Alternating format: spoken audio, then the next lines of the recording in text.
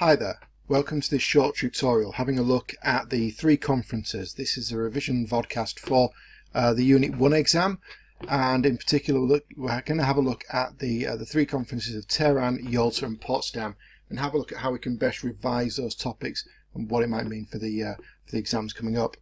So just take it one step at a time.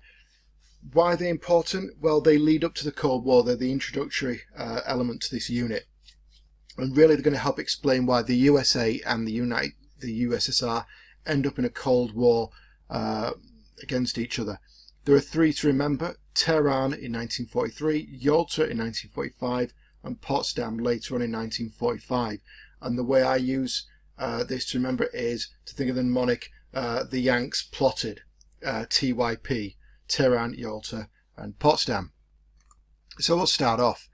And we get another, I've tried to make it as best I can and using best practice from some other schools, the helpful mnemonic plus Poland, location, USSR and the second front.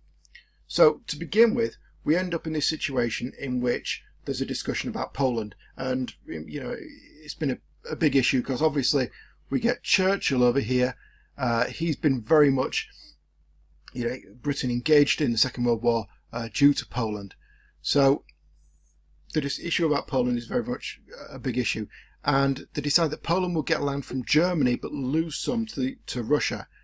Location, the second front, they decided that this would be in Western Europe, and Roosevelt was in favour of this, as was Stalin. Churchill, however, wanted a second front to occur in the Balkans in the southern end of Europe. Stalin wasn't best impressed with this because Stalin's forces really wanted to take that area, and he saw this as a way of Churchill trying to basically undermine him. Roosevelt basically sided with Stalin on this one. The USSR, the Soviets were to invade Japan once Germany was defeated, and the second front, the S for second front, that was to be launched by the US and the UK as soon as possible. Stalin was very much of the belief that the Soviet Union was being bled dry, and that the West were not that interested in launching a second front until the Soviet Union was quite weak. We then move on to the Yalta Conference, and here we've got the mnemonic grudges: Germany, reparations, UN, democracy, growing Soviet influence, elections and success. So, Germany. The decision was Germany would be reduced in size. It would be divided into 4 areas run by the Allies. It would be demilitarized, so it wouldn't have an army or any armed forces of its own, and the Nazis party would be banned. You know, the war criminals put on trial, etc. Those discussions were now beginning. Reparations. Obviously, it was a big issue. At the end of World War I, Germany was punished very severely, and the West weren't keen on repeating that because it kind of led to World War II. So they believed that Germany would pay reparations in goods, labour and materials, but that would, you know, it was the essence of it rather than the finer detail. U for UN. It will be established. Also the U for USSR because it continued that vein of thought from Tehran that they would invade Japan after Germany had been defeated. D for democracy. Now this is where you can start to see the split, because America and Great Britain were very much in the belief that there should be democracy. You know, people should be able to decide upon their governments in Eastern Europe. However, while Stalin agreed with that in principle, he was of the opinion that they should be voting for a communist government. You know, you have a choice, but please vote the way I want you to. So the USSR, they said here, you know, Poland, at present communist under Soviet control, would be in the Soviet sphere of influence, but be run on broadly democratic lines or broadly democratic basis. Success. Sorry, what am I doing? Growing Soviet influence in Eastern Europe. Yes, there was this belief that in essence the Soviets were already controlling Eastern Europe, where they liberated areas from Nazi control. they were replacing it with their own areas, their own forces and their own systems of government. E for elections, it really links in with that issue of democracy. There's this kind of idea that, under the Atlantic Charter, agreement between Britain and America in 1941, it was the right of countries to choose their own governments. And the successes of Yalta really stem from FDR's relationship with Stalin, who he called Uncle Joe. Stalin took this as an insult until he found out he meant a term of endearment.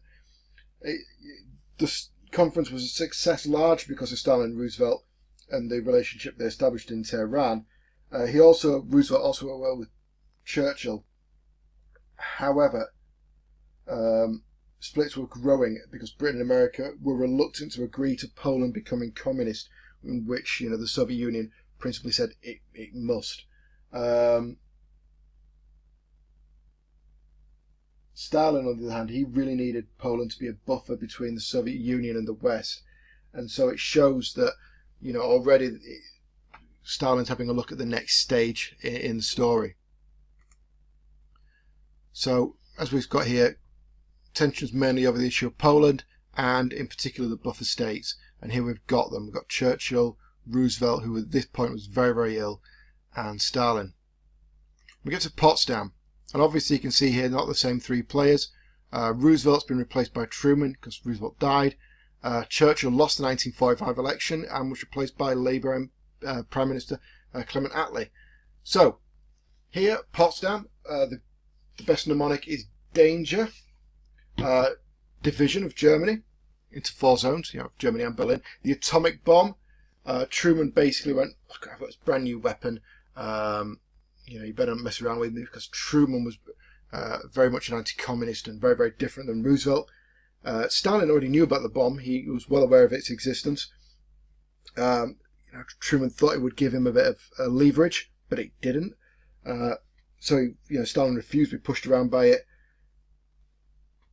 The Nazis would be put on trial. They would go to Nuremberg, and that's very much a consequence of the work that was done at Yalta and in Tehran.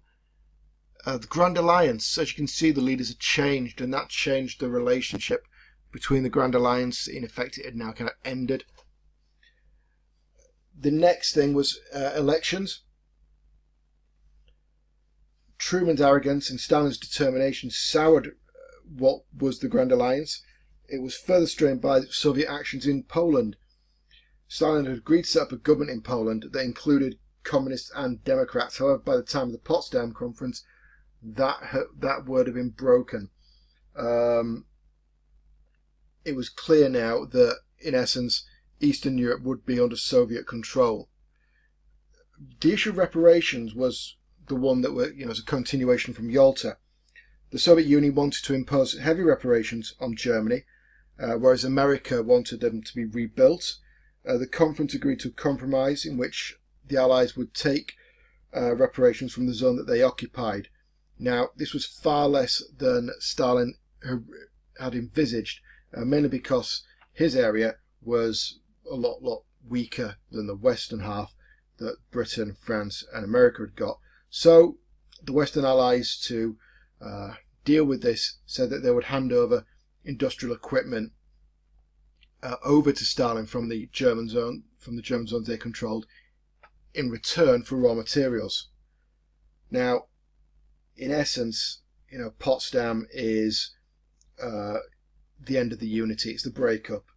They were aware that there were the divisions between certainly America and the Soviet Union were much greater than at any point previously, and it was almost in essence a new system, a new situation that was occurring. And it wasn't long before you were seeing other issues coming across, like Greece. You could replace the Grand Alliance with Greece because you found out that, in essence, British troops who were supporting the monarchists after towards the end of the war were finding out that there was a standoff between them and the communists. Well, this is a short rundown, and it's just to get you a flavour of this thing. It's just to help you understand the 3 conferences. I hope it's been useful, and good night. Good luck with your revision, and good night. Or good day.